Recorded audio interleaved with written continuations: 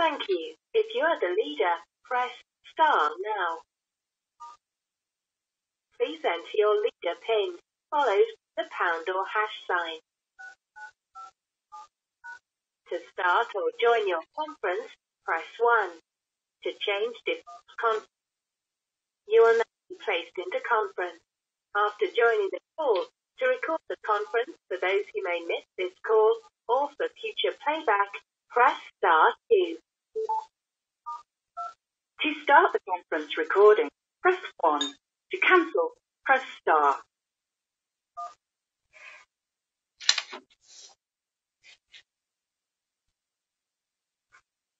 Your conference is being recorded.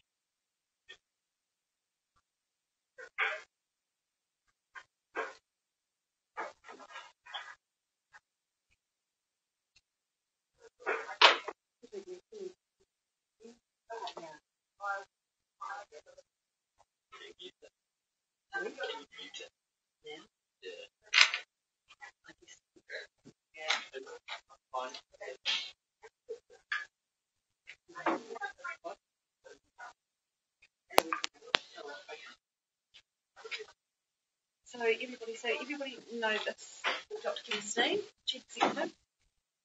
Mr. Rao, Head of Surgery and University Dr. Jane Hudson, who's the Director of the Hospital, and Dr. Nick Jones, who's the Public Health Physician. So we've got a number of people that are on the telco. So when you guys speak, you just need to say your name. We are going to provide you with an overview, and we would appreciate if you didn't ask any questions until these guys have finished. Is that okay? So they don't say their Who's talking first? And the other thing is we've got a very busy day today in the hospital, so we're going to have to limit it till okay.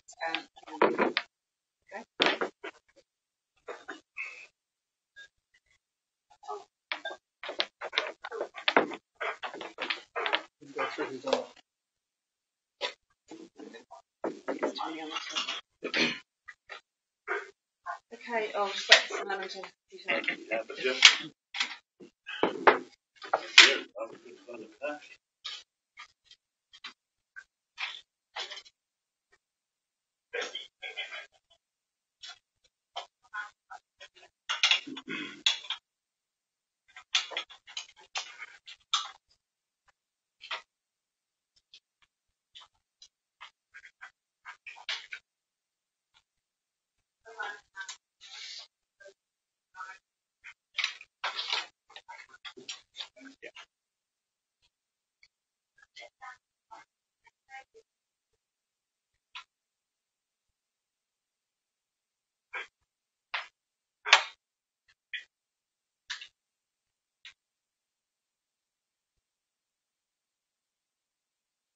Can the people on the telephone conference please put their phones on mute? Ready, Simon? Ready? Would you like to talk to me? Okay, we'll get Kevin to kick off. So, well, just are you all sorted, Sam? You got a the sound ready? Yeah. Ready as we're going to be.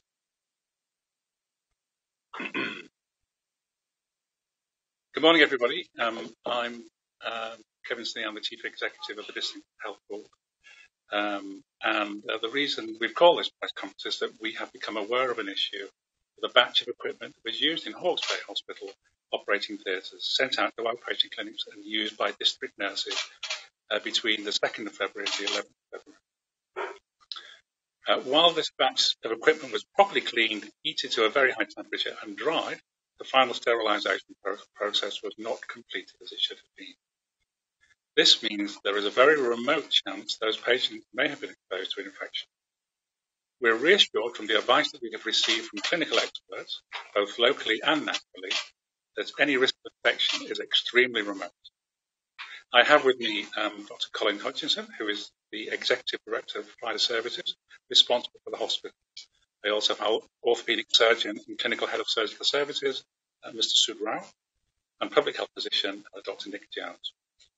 I'll get Colin to give you a rundown of what's happened and where we're at, and Sid and Nick can also answer any clinical questions you may have and questions about infectivity. And before I hand over to Colin, I want to stress that any risk is extremely remote. And our priority has been to identify affected patients and to reassure them of this very remote risk. I also want to apologise for any distress that this has caused patients, and understandably we're seeking answers to how this failure occurred. We've launched an investigation to understand how this happened. So I'll now hand over to Dr. Hutchison. Thank you, Kevin. As Kevin's introduced, I'm Colin Hutchison, Executive Director of Provider Services here in Hawke's Bay. On Monday afternoon, our theatre staff became aware of a batch of theatre equipment that may not have been fully sterilised, and we immediately activated an incident management system to manage the situation and manage any potential patient risk. What became apparent over the course of late Monday afternoon is that a batch of equipment that should have been sterilised overnight between the 1st and the 2nd of February failed to undergo the third and final stage of cleaning of our surgical equipment, which is a sterilisation process. And on the 2nd of February, that equipment was then distributed through our main theatre block and to some of our periphery clinics over the next week. Within the batch of equipment, the first priority for us as a management team was to identify what equipment was in there. There were 91 pieces of equipment, and we immediately sent out a recall for all of those pieces of equipment. That allowed us to recall over half of the equipment before it was used in a patient. And then the second stage was then to identify the equipment that had been used, who was it used on. We've then gone through that equipment and identified 55 potential patients who may have had this equipment used on them. 18 of these are within our main theatre block, and the remainder are in periphery clinics. We've then, through the last 24 hours, taken a lot of advice locally and nationally to understand the clinical risk to the patients who may have had this equipment used on them. And the guidance we've had, which we'll hear more about in a moment from Nick Jones, is that the absolute risk to patients is minimal, but is not zero. So we're then in the process of coming up with a robust care plan for the patients who've had this equipment used on them. That care plan will involve, firstly, an outreach phone call from us to the patient to explain that there are a group of patients that have been affected, and those patients are all being invited to come up to a clinic within the next couple of days here at the hospital, led by our infection control team, to explain what's happened and then explain a care plan for them. And Nick will explain in a moment what that care plan involves. At this stage, we've found that the community of patients that we're reaching out to are very understanding, and they're very grateful for us reaching out to them in an open and transparent way. This is very much what we call the incident management process of controlling the affected individuals, and this is entirely separate to our event review process, which will then allow us to understand why this event has occurred. Clearly, the cleaning of surgical equipment is a multi-step process, and before any equipment is used in a patient, there are a number of safety checks that equipment goes through before it's used. And the event review will help us understand why this has occurred. In the meantime, we are managing the patient and our staff to ensure that the patients understand what's occurred and what the care plan is for them. And we're also walking through with our staff, not only to help them cope with the situation, but to ensure immediately that this can't happen again. And we've already done a very quick review process to understand what's happened and what we can change immediately. And that's been partly by educating our staff and explaining it to them again this morning in an open staff meeting. Going forward, this will be a process that's done over many weeks to come. So at this stage, I'd like to hand over to Nick Jones, our Public Health Officer. So I just want to elaborate a little bit on the process we've gone through to assess the risk to those who've been exposed to this equipment. And that really involved a very thorough review of the process that the instruments went through with advice from 3 experts on what those risks are. And as Colin has alluded to, it's a multi-step process. There is a manual cleaning process, a process where the instruments go through a chemical wash that includes heating and thorough washing, followed by a high temperature drying process. All of those took place as normal. The advice we received from our experts was that despite there being very low risk after instruments went through those processes, we can't be 100% certain that the risk is zero because of the failure of the final step. So that is why, despite we were quite concerned about the impact of this announcement on people's worrying about the risk.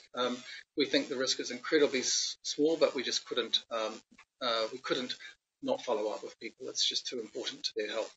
So that's the risk assessment process. In terms of the follow-up that we will be offering, that will be led by our infectious disease physician. It will involve an assessment of that each patient's individual risk. There will be some, in most cases, probably blood tests taken, which will be followed up at some stage in the future to ensure that they haven't acquired any infection, and we will be offering vaccination as appropriate. Mr. Rao, would you like to say anything? Yeah, I'm Sid Rao. I'm the head of clinical surgical services. I want to reiterate points that have already been made by the previous speakers. More importantly, to bring to your attention that one of the complications that surgeons deal with on a day-to-day basis is infection. And by far the most common infection that we deal with is bacterial infections. And the process that we have followed thus far almost virtually eliminates the risk of bacterial infection under these circumstances. The final stage that did not take place on this occasion puts at risk other potential viral problems, which we can discuss if need be. And those are the ones that we are managing at the moment, and that's the one that's going to be dealt with by the follow-up clinics by the infectious disease doctors. What are the tests going to be for? I mean, obviously, viral, we're going to be testing for HIV and hepatitis. So the bloodborne viruses, you're correct, it's bloodborne viruses are the main concern. The three that are routinely tested for in these situations are hepatitis B, hepatitis C, and HIV. Of those three, our greatest concern would be hepatitis B. From what we know about HIV, it is a virus that does not survive well in the environment. And we think, together with the very low incidence of HIV in our community, that is an extremely low probability. So tests will be made available for everyone wants them? Correct. The test will be made available to all the people who have been exposed. Yes. And what about their family members? There would be no risk to their family members. Really? Well, the incubation period for all of those conditions is many weeks. So there would be no risk that they would have developed the disease and be in a position to actually have transmitted the illness at this point. And how long will it be before these people tested know if they're positive or not? I think the plan is to test it 6 weeks, this week, in 6 weeks' time, and 24 weeks' time. And when will they know if they're The final test will be the final. So they won't know until 24 weeks? That's the situation. There's no way to know sooner than the final test. And they've been told that? We obviously haven't commenced the clinic yet, but that will be one of the messages that will be provided. Have there been any cases revealed so far to suggest that this has happened? What has happened? Infectious disease? Yeah. No, as I said, the time period between when you are exposed to a virus and when you actually develop the illness is many weeks with these conditions, so there wouldn't have been time. And the advice that we've had to date is that the likelihood of any communicable disease being transmitted is very remote. So it's highly unlikely that what we're doing really is doing this as a precaution. So is this a case of human error? Yeah, so I think the key thing with this is it's a system process, and there's a number of systems that occur in the sterilisation process, and then there's a number of systems that take place before equipment is used in a patient, and that's the purpose of our event review, is to work out where it's gone wrong. And it's probably a combination of checks being missed. How did you become aware of it? And by one of our theatre nurses picking up a sterilised patch. So our safety checks picked up the problem. You mentioned that patients would be offered vaccination. What vaccine? Our advice is that they should be offered hepatitis B vaccine. Is there anything of those? Was this equipment used on anyone infected by any? Unfortunately, we don't have a way of tracking back to the previous use for those equipment.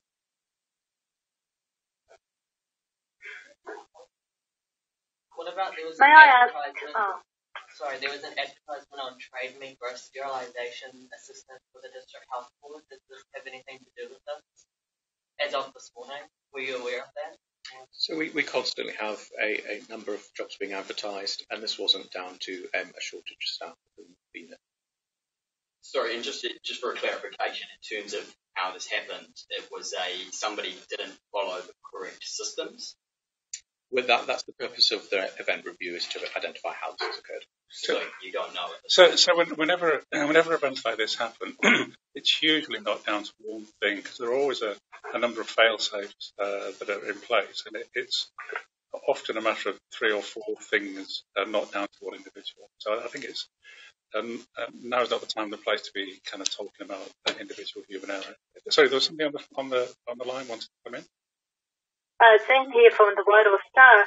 I think you say that half of the packs had gone out to clinic. Sorry, half of the packs had not come back when you asked for a callback. Had any of those packs that did not come back, did they come out to Whitehall? In terms of at all? where the packs have been recalled from in our community settings, I'm not sure of the exact geographical location of those, but we'll be able to find out. Well, do you know? You must know if you've been in touch with Whitehall patients. We can't talk about individual patients, but what we can confirm is that over half of the packs that we recalled were recalled before they were used. Can you confirm if you've been in touch with anyone from Northern Hawke's Bay? We're not prepared to talk about individual patients, giving patient details out of any kind. How can we be so? There's going to be this was put down to a staff member who saw what was going on and raised it to someone's attention. How confident can we be that this hasn't happened in the past? Wasn't picked up? We've done that work already. Our steriliser machine has reports available on whether a sterilisation cycle was completed or not, and we've been back through the log of the computer and identified that this is the only occasion that the process wasn't followed. So it's just a matter of a staff member taking equipment from a sterilisation machine before the process is completed. So what normally happens is at the end of the day, a final tray of equipment is put into the steriliser, and the machine is switched on, and then the next morning a different member of staff removes that tray and distributes it out. So it's an overnight job, this one. What procedures were being carried out? So this was a diverse tray of equipment, and that's why it's gone out across both our community and main theatre block, and it's got a wide range of theatre equipment that Sid might like to talk more. Yeah. When these packs are made up, they are either large packs or very small individual items. And it is apparent that in this instance, the majority of the packs were small items. But there were 1 or 2 large packs, and it was one of these large packs that was identified as not sterile and was picked up on Monday this week. What I was trying to get my head around was what sort of procedures were you carrying out? I mean, medical procedures. Yeah, who? So there was a very wide range of medical procedures carried out. I mean, in broad terms, we can give you the broad breakdown of patients. So there were 18 patients in our theatres. There are 35 patients who have had outpatient gynecological procedures, of which 34, sorry, of which for that group only 2 are likely to be affected, because we can't say which patients had whether it was only piece of equipment that were affected. We're having to trace a large group. So it's 2 out of that 34 that will have been affected, but we're tracing and treating the 34 as if they were affected.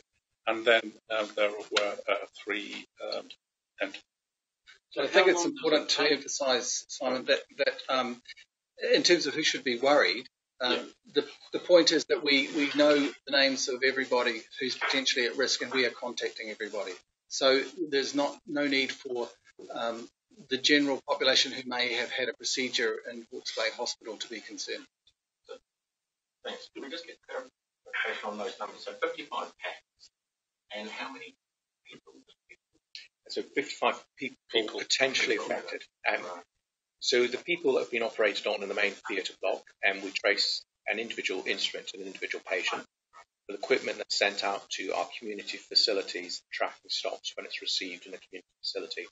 So for those lists, we've had to go through the lists and cross-check with what type of procedures have we done and have they likely had that equipment used. And that's why, particularly with our gynecological clinic, we've got 34 patients that may have had a piece of equipment used, but only 2 pieces of equipment used. So the chances of an individual on that list of 34 having had that piece of equipment used is very low.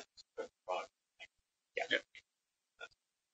May I ask if any of those PECs came to Whitehall, please? We don't have that available at this press conference. But you know who you're contacting, so you must know if the PECs came here. Yeah, we're not going to give out any patient details. I know that, but you said you sent them to community facilities across Hawke's Bay? Across Hawke's Bay, but we're not going to give any details of that out at this stage. I understand that, but across Hawke's Bay. Have you got hold of everyone? In the process of doing it now. How many have you got hold of? We've contacted the patients who are operated on within our main theatre block. So we've reached out to the 18 patients and we're in the process of reaching out to the library. How long should people be concerned?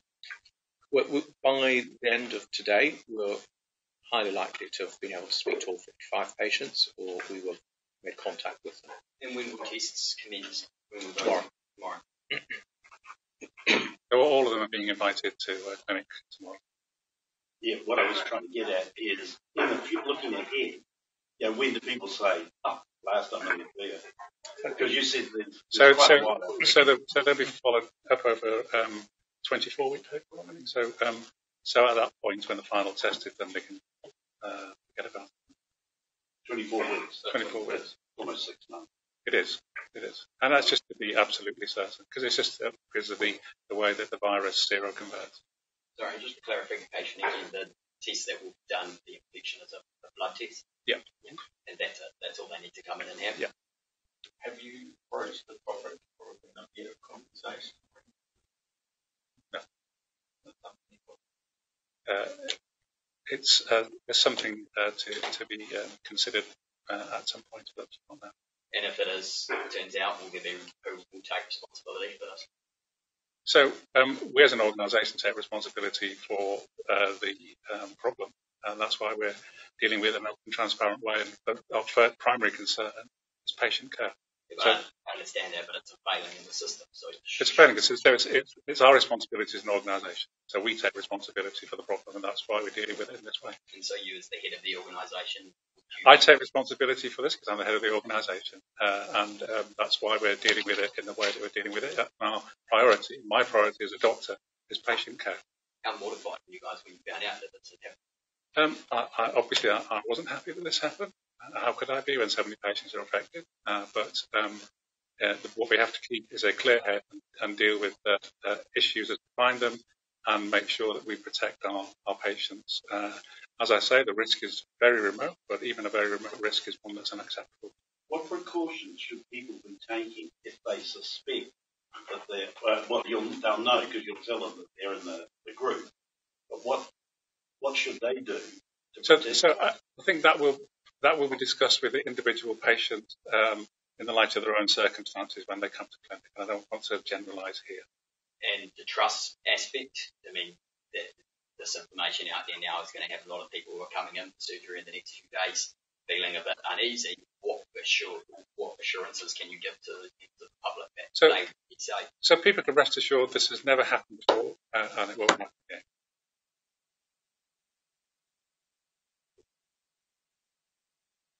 Okay, any more questions? Anybody on the telco got any questions? Any more questions? Can I just when did you first become aware of it? You might have told me at the beginning. I was sort of madly trying to do a bit of setup. Yesterday. Monday Monday afternoon. afternoon. And just again, how did you become aware of it? One of our theatre nurses identified a pack of equipment that wasn't sterilised and then escalated it through her line managers. And we set up the incident management system. So you didn't follow procedure, or they became aware of it because of something else? Because it's the final safety check.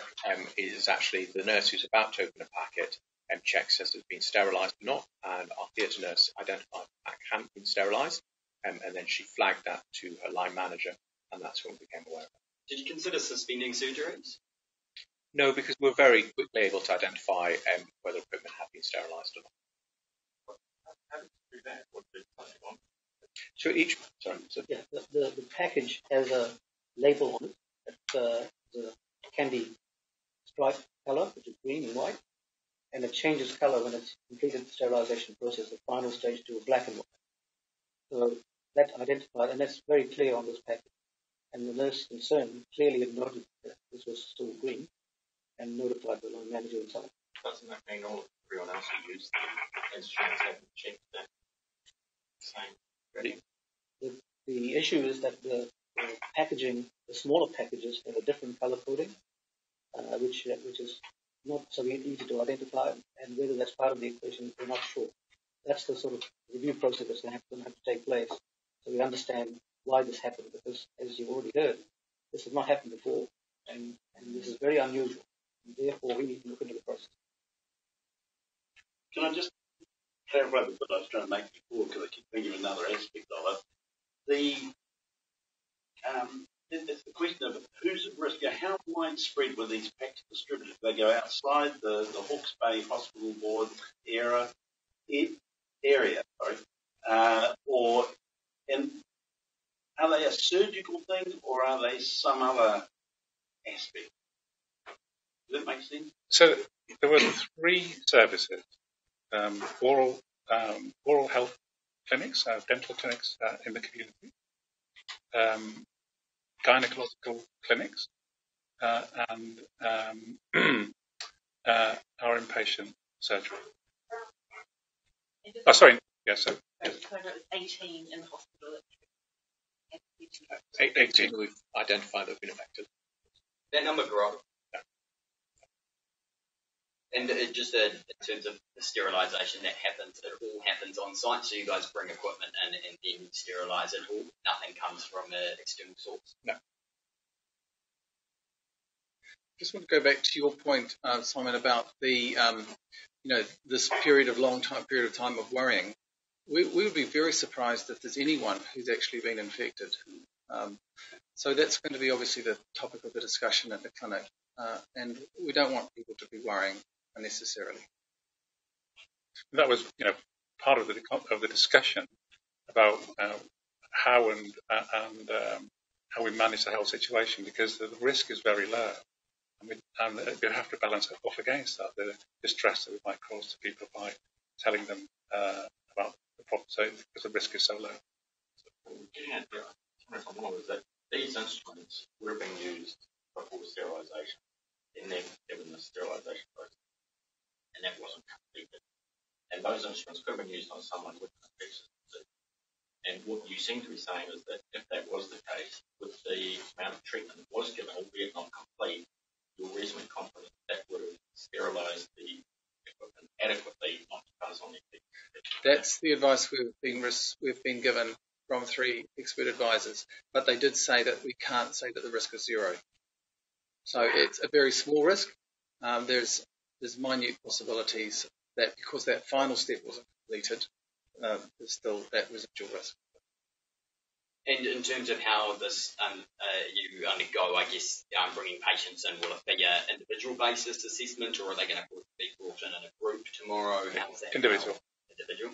Yeah, individual appointments. So that's obviously going to take a lot of time. Well, it's an important issue for us to deal with. Will it be this week? Yes. Okay. Anything else? Yeah, just one question. What's been the reaction of the people you've contacted so far? It's been very understanding. I'm grateful for early disclosure and grateful to be brought back up to have a clinic to have it explained to them. Okay, thanks everybody. Thanks for your time today. I'm just going to switch off the telco. Thank you. Thank you, everybody.